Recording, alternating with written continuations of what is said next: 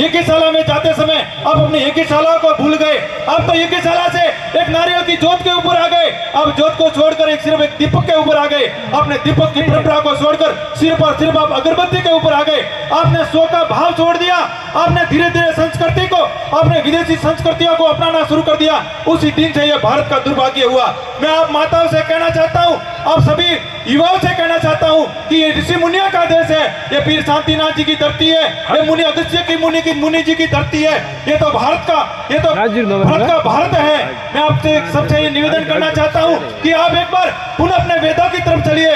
आप अपने संस्कृति की तरफ चलिए। जब आपने वेदों की तरफ जाना बंद कर दिया, जब आपके पुत्र और पुत्रियों में आपके संस्कार होने बंद हो गए, तो ये आपके घरों के अंदर लव जिहाद की घटना होने लगी। और लव जिहाद की वो घटना है जब किसी की समाज की बेटी या किसी की पुत्री या किसी की बहन जब वो भागती है, तब आपका पूरा समाज, आपका पूरा परिवार, आपका पूरा गांव शर्म से झुक जाता है। कहीं ना कहीं आपके संस्कारों में कमी आई है। लव जिहाद की घटना को हमने देखा, हमने सुना और समझा।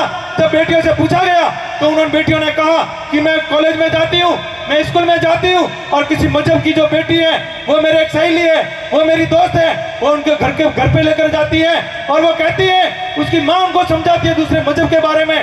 तब उनको अपना मजहब बहुत हल्का लग जाता है जब वो लव जिहाद की शिकार हो जाती है। और वो बेटी को पकड़ के लाते हैं पुलिस वाले या राष्ट्रीय स्वयंसेवक संघ या बजरंग दल या विश्व हिंदू परिषद के साथी उनको लेके आते हैं। उस बेटी को पूछते हैं, तूने ऐसा गलत कदम कैसे उठाया? तब वो बेटी कहती है, मेरी माँ ने, मेरे वडीलों ने, मेरे बुजुर्गों ने कभी सनातन धर्म के बारे में नहीं बताया, सीता सावित्री के बारे में नहीं बताया, कभी रामायण के बारे में नहीं बताया, कभी गीता का ज्ञान मुझे नहीं बताया। इसलिए मुझे को पता नहीं था कि ये सनातन की संस्कृति कितनी पवित्र है, ये सनातन धर्म कितना पवित्र है। इसलिए मैं आपको कहता हूँ कि आप अपने बेटों को और बेटियों को आप भले शिक्षा दीजिए, शिक्षा के साथ साथ में आप उसको गीता बताइए, आप उसको ग्रंथ बताइए। ये सती सावित्री का देश है, ये गंगा गीता गोमती का देश है, ये तो नर्मदा का देश है, ये तो जगत गुरु शंकराचार्य का देश है, ये तो स्वामी विवेकानंद का देश है। आप अपने पूर्वजों को, आप जिसको आप आदर्श मानते हो, इनको गीता, उनका गीता का ज्ञान अपने जीवन में उतरे। आपको दूसरे देशों की या विदेशों की प्रेरणा लेने की जरूरत नहीं है। आपके प्रेरणा का कुंज है पूरा विश्व। जब अशांति में होता है, पूरा विश्व भारत की इस संस्कृति की तरफ देखता है। वो पूरा भारत से आस रखता है कि इस भारत के अंदर कोई ना कोई ऐसा प्रादुर्भाव होगा, कोई ना कोई स्वामी विवेकानंद होगा जो शिकागो में जाकर पूरे विश्व को शांति का पाठ पढ़ाएगा, वो वेदांत का पाठ पढ़ाएगा, वो गीता और गोमती और संस्कृति और संस्कारों का पाठ पढ़ाएगा। ऐसी स्वामी विवेकानंद की आस ये पूरा विश्व इस भारत से रखता है। और भारत ने स्वामी विवेकानंद दिए हैं, भले वो राजनीति में हो, भले भजन में हो, भले वो कलाकार में हो, या किसी न किसी रूप में इस सनातन संस्कृति के अंदर ऐसे ऐसे वीर योद्धाओं का जन्म हुआ जिन्होंने इस भारत का भगवा ध्वज पूरे विश्व में अटल करके रखा है।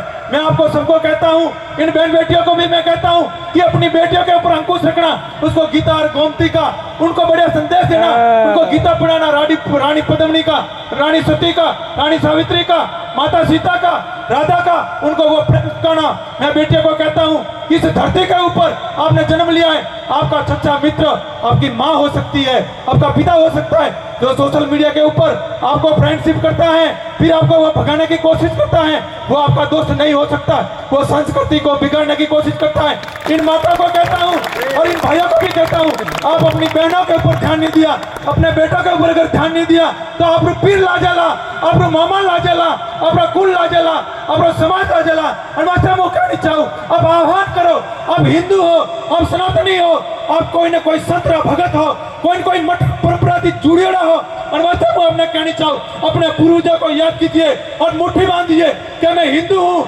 ऐसा कोई गलत काम नहीं करूंगा कि मेरा परिवार, मेरा समाज, मेरे सनातन की संस्कृति के ऊपर आस है। आप बहनों का भी दायित्व है, आपका भी दायित्व है। प्रकाश जी अपना काम ईमानदारी से करते हैं, जितना संत बैठे हैं ये सब तपस्या आपके लिए करते हैं। मैं मेरा काम ईमानदारी से करता हूँ इस देश के लिए, आप भी अपना काम इस देश और सनातन के लिए ईमानदारी से कीजिए। यह देश विश्व गुरु बनेगा। आप देश के लिए, इस समाज से ऊपर उठ करके, अपने निजी स्वार्थों से ऊपर उठ करके इस देश के लिए सोचना शुरू कर दीजिए, इस सनातन के लिए सोचना शुरू कर दीजिए। ये सनातन रहेगा, ये देश रहेगा तो आपकी दुकान भी रहेगी, आपकी बिल्डिंग भी रहेगी, और सबसे बढ़िया ये रहेगा कि आपकी बहन बेटी की इज्जत भी रहेगी, ये गौ माता भी रहेगी। ये राष्ट्र के लिए, देश के लिए सोचना शुरू कीजिए, देश के लिए, राष्ट्र के लिए और संस्कृति के लिए जीना शुरू कीजिए। आपकी बेटी की इज्जत भी रहेगी और आपकी दुकान भी रहेगी। नहीं तो आपके देखते ही देखते आपके कपड़े उतार दिए जाएंगे, आपकी दुकानें जला दी जाएगी, आपका कत्लेआम होगा।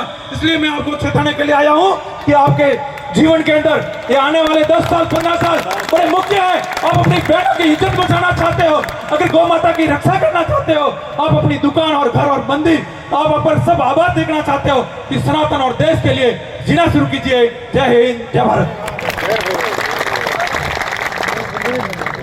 एक बार जोरदार तालियां बजाएं युवा मनीषी जी के लिए।